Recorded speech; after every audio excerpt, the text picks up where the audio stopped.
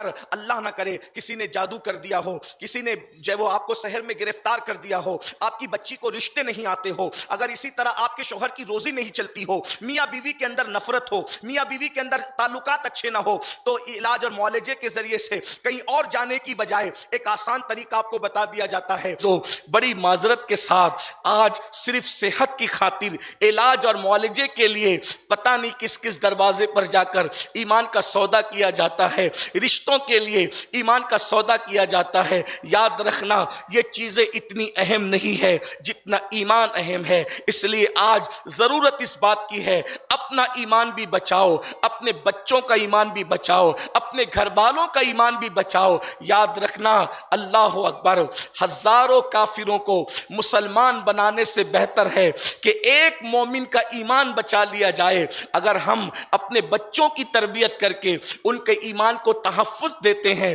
تو انشاءاللہ اللہ رب العزت آپ کو بڑے مرتبے عطا فرمائے گا، بڑا مقام عطا فرمائے گا۔ اس لیے آج کے سنی اجتماع سے یہ پیغام آپ کو دیا جاتا ہے، کوئی کتنا ہی ورگلائے، بیمار رہو، غربت میں رہو، کسی حالت میں رہو، مگر ایمان پر رہو، کیونکہ ایمان کا نعم البدل تو دور کی بات، ایمان کا بدل بھی دنیا میں موجود نہیں ہے۔ اور کیسے ہو سکتا ہے؟ ایمان کے بدلے میں خدا کا قرب ملتا ہے، رسول اعظم کی معرفت ملتی ہے، اور انشاءاللہ آخرت میں جنت نصیب ہوگی۔ اللہ تبارک و تعالی ہمیں اور قیامت تک ہماری نسلوں کے ایمان کو محفوظ رکھے۔ اللہ پاک ہم سب کو ایمان والی زندگی اور ایمان والی موت نصیب فرمائے۔ ٹھوکریں کھاتے پھرو گے ان کے در پہ پڑ رہو، ٹھوکریں کھاتے پھرو گے، ٹھوکریں کھاتے پھرو گے ان کے در پہ پڑ رہو۔ قافلہ تو اے رضا